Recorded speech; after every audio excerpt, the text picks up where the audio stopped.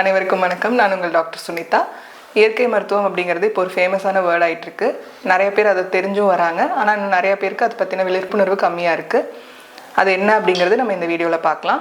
இயற்கை மருத்துவம் அப்படின்னு சொல்லும்போது நம்ம அதை மருந்தில்லா மருத்துவம்னு சொல்கிறோம். நம்ம வந்து எந்த மருந்துமே இல்லாமல் எந்த பக்க விளைவுகளும் இல்லாமல் அவங்களோட நோயை குணப்படுத்துறது தான் இயற்கை மருத்துவம்.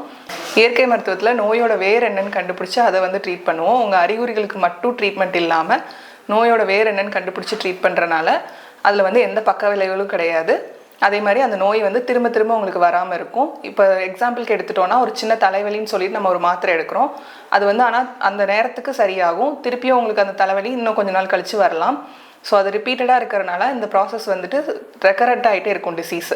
ஸோ அந்த மாதிரி இருக்கிறதுக்கு பதிலாக நம்ம வந்து இந்த நோயோட வேர் என்னன்னு கண்டுபிடிச்சி நம்ம ட்ரீட் பண்ணும்போது அந்த பக்க விளைவுகள் இல்லாமல் உங்களுக்கு வந்து அது சரியாகும். இயற்கை மருத்துவத்தில் இருக்க முக்கியமான ட்ரீட்மெண்ட்ஸ் பற்றி பார்க்கலாம். ஃபஸ்ட்டு வந்து பார்த்திங்கன்னா அக்யூபங்க்சரில் வந்துட்டு நம்ம சின்ன சின்ன நீடில்ஸ் வச்சுட்டு ரொம்ப தின்னாக இருக்க நீடில்ஸ் வச்சு நம்ம உங்கள் பாடியோட ஸ்பெசிஃபிக் பாயிண்ட்ஸில் வந்து குத்துவோம் உங்கள் கண்டிஷனுக்கு ஏற்ற மாதிரி. இது வந்து உங்கள் எனர்ஜி லெவல்ஸை கரெக்ட் பண்ணும். அடுத்தது வந்து பார்த்திங்கன்னா மண்குளியல் அண்ட் வாழை இலை குளியல்.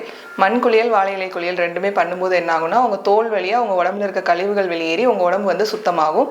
அடுத்தது வந்து பார்த்திங்கன்னா மசாஜ் தெரப்பின்னு நம்ம பார்க்கும்போது ஒவ்வொரு ஸ்பெசிஃபிக் கண்டிஷனுக்கும் ஒவ்வொரு மாதிரி இருக்கும்.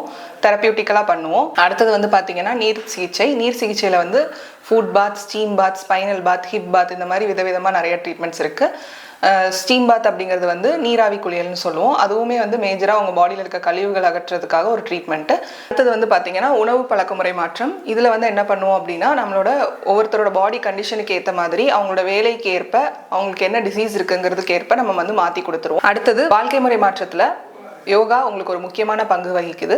ஸோ அதை ரெண்டுமே சேர்ந்து பண்ணும்போது உங்களோட உடம்பு அளவிலையும் மனதளவிலையும் நிறைய மாற்றங்கள் வரும். அதை நீங்களே உணர முடியும். மேலும் இதை பற்றி நிறையா தெரிஞ்சுக்கிறதுக்கு சேனலை ஃபாலோ பண்ணுங்கள். கண்டினியூஸாக வீடியோஸ் வரும். அதை பார்த்து நீங்கள் தெரிஞ்சுக்கணும்.